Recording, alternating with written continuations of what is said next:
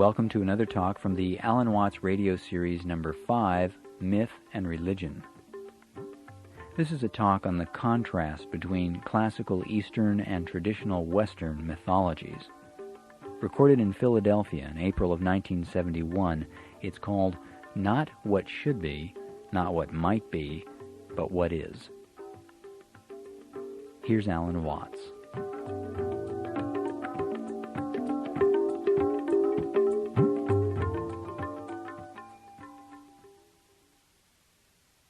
I wonder what you mean when you use the word I. I've been very interested in this problem for a long, long time, and I've come to the conclusion that what most civilized people mean by that word is a hallucination.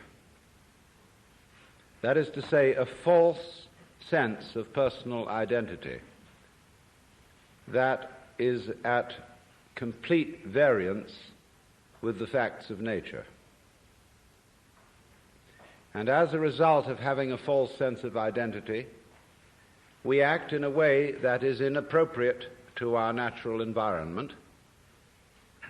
And when that inappropriate way of action is magnified by a very powerful technology, we swiftly begin to see the results of a profound discord between man and nature. As is well known, we are now in the process of destroying our environment as a result of an attempt to conquer it and master it. And we have not realized, therefore, that our environment is not something other than ourselves. In assuming that it is, we have made a great mistake and are now paying the price for it. But most people would agree with the lines of the poet who said, "I, a stranger and afraid, in a world I never made," because we have the strong sensation that our own being inside our skin is extremely different from the world outside our skin.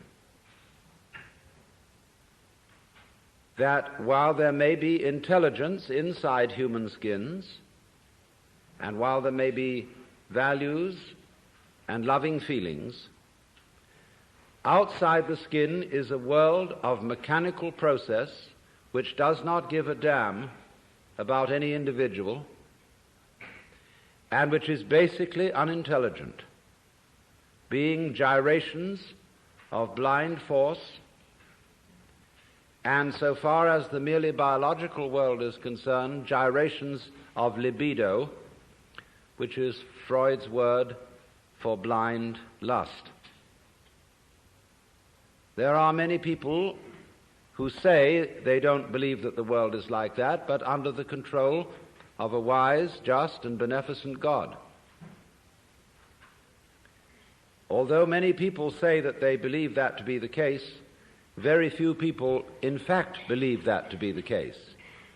A great many people believe that they ought to believe in God, but they don't, actually. Because the idea of God as handed down in popular Christianity and Judaism and Islam has become implausible to most educated people. They would love to believe it, but they can't. And what has become the common sense of the average person is the avant-garde thinking of the 18th and 19th centuries of the West, which is the mechanical universe, and most of them have not even caught up in their common sense with the universe of modern physics, because we think about the world in Newtonian categories and not so much in the categories of quantum theory. Psychoanalysis, for example, is a Newtonian conception of our psychological mechanisms. Notice that we speak of unconscious mental mechanisms and think of the libido in the same way as Ernst Haeckel thought of the energy of the universe as blind, unconscious. Psychoanalysis is really psychohydraulics because of its analogy between psychic energy and the flow of water. In all this, the view of the 19th century is that the human psyche, the mind, the ego, the superego, the id, all this is basically a mechanical functioning. You see, the 19th century strove to take an objective attitude to nature, to be the very opposite of what we presume to call primitive animism, the point of view which sees everything as alive, of people who hold converse with animals and plants and rivers and mountains and stars.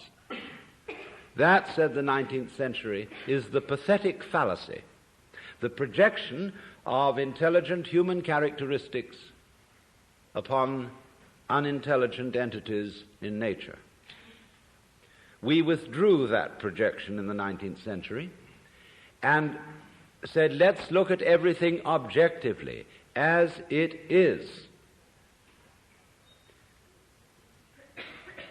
And then we turned that attitude onto ourselves and studied human physiology and human psychology as object. And when we discovered ourselves to be objects, we decided that that was that, and the time had come for suicide. Simply because all objects, as the name implies, are, of course, objectionable.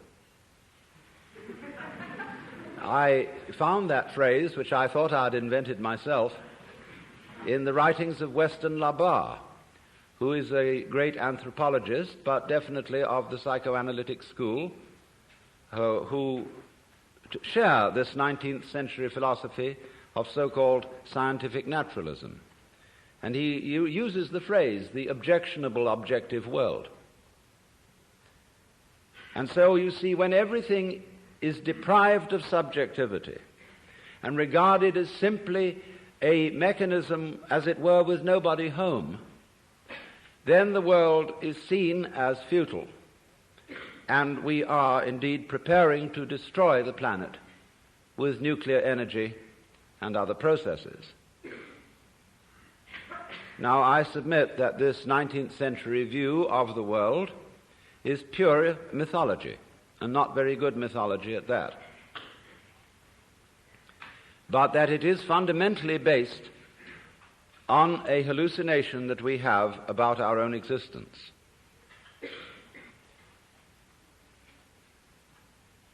It should be obvious that the human being goes with the rest of the universe, even though we say in popular speech, I came into this world. Now, it is not true that you came into this world.